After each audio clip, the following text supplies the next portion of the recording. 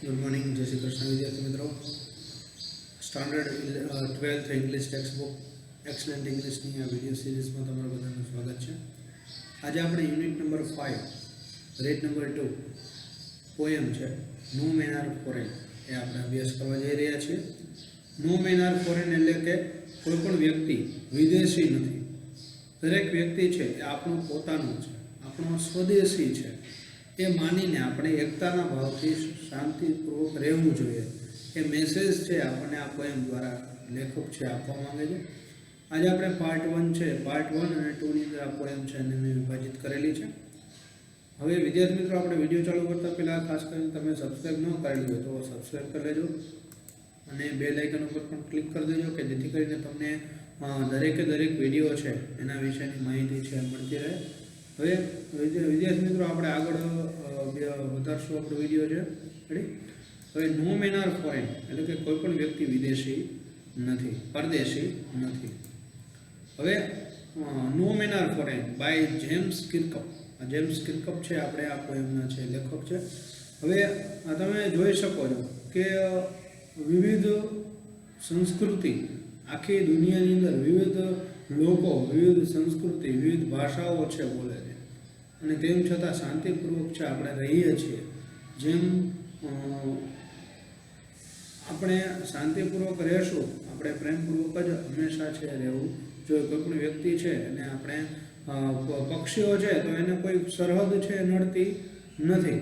એને તો શું છે, આ ઇન્ડિયા પાકિસ્તાન શું ખબર પડતું પણ એ ભાગલા છે હકીકતમાં કોને પાડેલા છે? આપણે પોતે પાડેલા છે. એટલે કોઈ પણ વ્યક્તિ વિદેશી નથી. એટલે આપણે કોઈને વિદેશી છે, પરદેશી છે ગણવાનું નથી અને એકતા અને શાંતિથી રહેવાનું છે એવું મેસેજ આપવા માંગે છે ટૂંકમાં લેખક છે. જો આપણે પોએમ છે એની શરૂઆત ક્યાંથી થાય છે તો કે રિમેમ્બર, યાદ રાખો, નો મેન આર સ્ટ્રેન્જ. સ્ટ્રેન્જ એટલે કે અજાણ્યું. કોઈ પણ વ્યક્તિ અજાણ્યું નથી. આપણે દરેક મોટા ભાગની સંસ્કૃતિ છે અને આપણે જાણીએ છીએ. નો કન્ટ્રી ઇઝ ફોરેન. કોઈ પણ દેશ વિદેશ નથી. એટલે કે કોઈ પણ દેશ, બધા દેશ છે સરખા છે. કોઈ પણ દેશ આપણે વિદેશ પરદેશ માનવાનો નથી. એટલે કે આપણે બધા છે, વી ઓલ આર હ્યુમન. આપણે બધા શું છે? માનવ છે.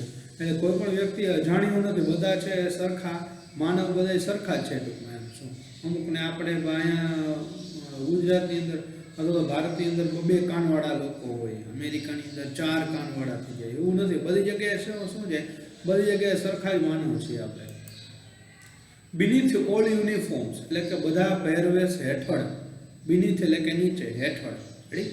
અ સિંગલ બોડી બ્રીથ એટલે કે એક માત્ર શરીર શ્વાસ લે છે. એક જેવું જ શરીર છે શ્વાસ લે છે. લાઈક ઓવર્સ એટલે કે આપણા જેવું, આપણે જેવું શરીર છે એવું બધા લોકો જે મનુષ્ય છે એને શરીર આપેલું છે.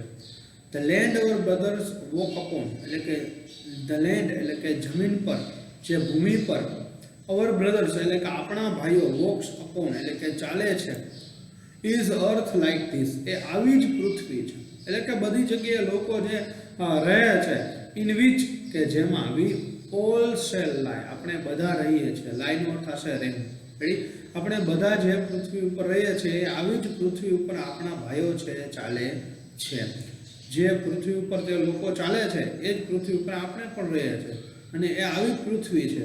રેડી? એટલે કે લેખક છે એ આપણે બધી જગ્યાએ જો સમાન એક જ જેવી સરખી જગ્યા ઉપર ભલે ભૌગોલિક પરિસ્થિતિઓ ફરતી હોય પણ પૃથ્વી છે એ એક જ પૃથ્વી ઉપર આપણે બધા છે સરખી રીતે રહીએ છીએ. રેડી? ત્યાર પછી આપણે એના થોડા ઘણા શબ્દો આપેલા છે, તમે ખાસ કરીને આ શબ્દાર્થો છે આપણે લખી લેવાના છે. રેડી? અને આમાંથી આવતા જે રાઇમિંગ વર્ડ્સ છે એ પણ આપણે સાથે સાથે હોમવર્કની અંદર લખવાના છે. આખી પોએમમાં લખવાના છે, આ ભૂલવાનું નથી.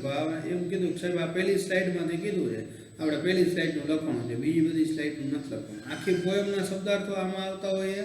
રેડી? અને આખી પોએમમાંથી જે નીકળે છે રાઇમિંગ વર્ડ્સ નીકળે છે એ રાઇમિંગ વર્ડ્સ આપણે લખવાના. રેડી? આટલું આપણું હોમવર્ક છે. ત્યાર પછી હવે આપણે આગળ વધશું નેક્સ્ટ સ્લાઇડમાં.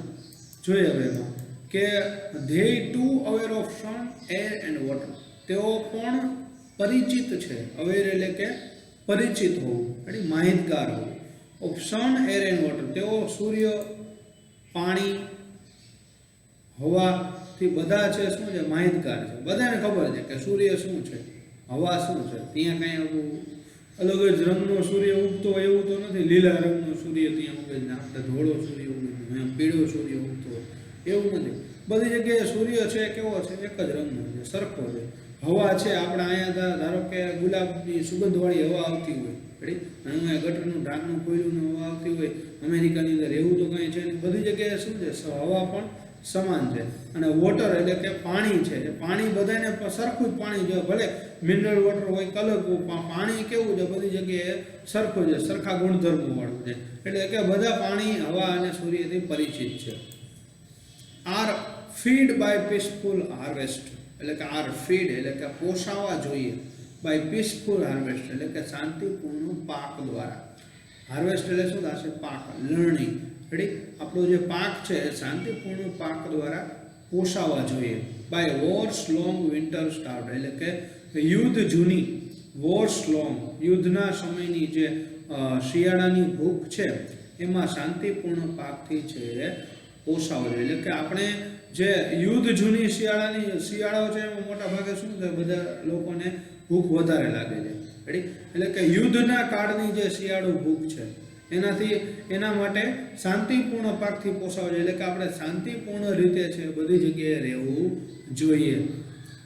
ત્યાર પછી આપણે જોઈએ કે ધેર હેન્ડ્સ આર અવર્સ, તેઓના હાથ છે એ આપણા છે, ready. And in their lines we read, તો આપણે હસ્તરેખાઓ જે હાથ છે કેવા છે, બધા એને સરખા છે, 5 આંગળીઓ વાળા જ મોટા ભાગે અપવાદરૂપ નીકળે, બાકી બધાને 5 આંગળીઓ વાળા જ હાથ આપેલા છે. તો તેઓના હાથ છે એ આપણા છે. અને તેઓની હસ્તરેખામાં આપણે વાંચીએ છીએ. શું હસ્તરેખામાં વાંચીએ, તો કે લેબર એટલે કે મજૂરી, નોટ ડિફરન્ટ ફ્રોમ અવર્સ એટલે કે આપણા કરતાં અલગ મજૂરી આપણે વાંચતા નથી. We read labour not different from our own, આપણી પોતાનાથી અલગ એવી મજૂરી છે આપણે વાંચતા નથી તેઓની હસ્તરેખાઓમાં. એટલે કે તે જે મજૂરી કરે છે, જે રીતની, જેના માટેની, એવી જ મજૂરી છે આપણે પણ કરીએ છીએ. આપણે માંદા પડ્યા હોય તો આપણે ડૉક્ટર પાસે જ જઈએ, રેડી. અને દાંત ઉપાડવો પડે તો જેવી રીતે અહીંનો ડૉક્ટર ઉપાડતો હોય એવી જ રીતે ત્યાંનો ડૉક્ટર દાંત ઉપાડતો હોય. હાથ રાખીને જે હાલો ભાઈ બીજા નંબરનો દાંત બારો આવી જાય એવું કંઈ છે નહીં. એટલે બધી જગ્યાએ શું છે, સમાન છે મજૂરી છે. એટલે આ તરફ આપણે વાત કરી એક્ઝામ્પલ તરીકે, પણ આપણે મજૂરી જે બધા શું છે સમાન કરીએ છીએ આપણે, રેડી. ત્યાર પછી આપણે જોઈએ કે એના શબ્દાર્થો છે કે અવેર એટલે કે જાણકાર, પરિચિત હોવું, રેડી. પછી ફીડ બાય એટલે કે ની દ્વારા પોષાવું. પછી હાર્વેસ્ટ એટલે કે ઉપજ, ફસલ જેને કે ફ્રૂટેજ જેને કહી શકાય. ત્યાર પછી સ્ટાર્વ એટલે કે ભૂખે મરવું, રેડી. અને જે ધેર લાઇન્સ એટલે કે તેઓની હસ્તરેખાઓ, અને ધેર લાઇન્સ થશે હસ્તરેખાઓ, રેડી. અને લેબર એટલે કે મજૂરી. ત્યાર પછી આપણે નેક્સ્ટ સ્લાઇડમાં જોશું. જોઈએ કે remember they have eyes like hours, તેઓની પાસે આપણા જેવી જ આંખો છે. ધેટ વેક એન્ડ સ્લીપ, કે જે જાગે છે અને સૂવે છે. એટલે કે સરખી આંખો છે, કાંઈ એને કાંઈ એવું નથી કે ચાર્જિંગ વાળી આંખો છે, ભાઈ 2 આંખો જે કાઢીને મૂકી દીધી હોય ચાર્જિંગમાં, પછી બીજી 2 આંખો કામ કરતી હોય, થાકેલી હોય, પછી બીજી 2 ચડાવી દે, એવું તો છે નહીં. બધા જગ્યાએ સરખી આંખો છે અને સરખા જ દ્રષ્ટિ બિંદુઓ છે. અલગ અલગ વ્યક્તિઓ છે, દ્રષ્ટિકોણ છે ભલે અલગ પડતા હોય, પણ સરખી જ છે દ્રષ્ટિથી છે લોકો છે જોવે છે. એટલે અમુક છે દિવાલની આર પાર જોઈ શકતા હોય એવું તો છે. બધી જગ્યાએ સમાન છે આંખો આપેલી છે. કે જે જાગે છે એને સૂવે છે, એને પણ આરામની જરૂર પડે છે. And strength can be won by love, અને સ્ટ્રેન્થ છે, શક્તિ છે, તાકાત છે, કેન બી વોન એટલે કે જીતી શકાય બાય લવ, પ્રેમ દ્વારા જ. એટલે કે પ્રેમ દ્વારા જ તમે કોઈ પણ વ્યક્તિ છે એના ઉપર વિજય વ્યવસ્થિત રીતે અને સારી રીતે મેળવી શકો. યુદ્ધ દ્વારા તો શું થાય, માત્ર ને માત્ર હિંસા જ થાય. ઇન એવરી લેન્ડ એટલે કે દરેક ભૂમિ પર ઇઝ કોમન લાઈફ, સરખું જીવન છે, સમાન જીવન છે. ધેટ ઓલ કેન રિકોગ્નાઇઝ, કે જે આપણે બધા ઓળખી શકીએ, એન્ડ અન્ડરસ્ટેન્ડ એટલે કે સમજી શકીએ. એટલે કે દરેક જગ્યાએ જીવન કેવું છે, સમાન છે. આપણે દરેક જીવન છે, દરેક વ્યક્તિ છે ને આપણે પારખી શકીએ, ઓળખી શકીએ છીએ. દરેક ભાષા છે, અભ્યાસ કરવો પડે પણ એને આપણે પારખી તો શકીએ જ છીએ. ઈશ્વરની જેમ લુપ્ત હોય, અદૃશ્ય હોય ને આપણે ન પારખી શકતા હોય એવું નથી. દરેક વ્યક્તિ છે આપણે ઓળખી શકીએ. દરેક સંસ્કૃતિ છે એને આપણે ઓળખી શકીએ છીએ, ભાષાને છે આપણે સમજી શકીએ છીએ. તો આપણે દરેક જગ્યાએ દરેક ભૂમિ પર સમાન જીવન છે કે જે આપણે ઓળખી શકીએ છીએ અને સમજી શકીએ છીએ. રિકોગ્નાઇઝ એટલે ઓળખવું, એટલે કે આઈડેન્ટિફાઈ. સ્ટ્રેન્થ એટલે કે પાવર. વેઇક એટલે કે જાગવું. આમાંથી આપણે સમાનાર્થી ટાઈમિંગ વર્ડ્સ છે આપણે આખી પોયમ છે એની સાથે રાખીને આપણે કાઢવાના છે. આ 2-3 સ્ટાન્જાની અંદર આપણે ખાલી સમાનાર્થી શબ્દો છે આવી રીતે 3-4 લાઈનમાં નહીં નીકળે એટલે તમે એવું ન માનતા કે આ પેરેગ્રાફ છે તો એમાંથી જ કાઢવાના છે. આખી પોયમ છે એની જતી છેલ્લે પ્રાસ મળતો જે શબ્દો હોય એ આપણે રાઇમિંગ વર્ડ્સ તરીકે નીકળે. હવે ત્યાર પછી વિદ્યાર્થી મિત્રો આપણે પાર્ટ 1 છે અહીંયા પૂરો કરીએ છીએ. જો સબસ્ક્રાઇબ ન કરતો સબસ્ક્રાઇબ અને લાઇક અને શેર કરજો, બીજા વિદ્યાર્થીઓને પણ મોકલજો.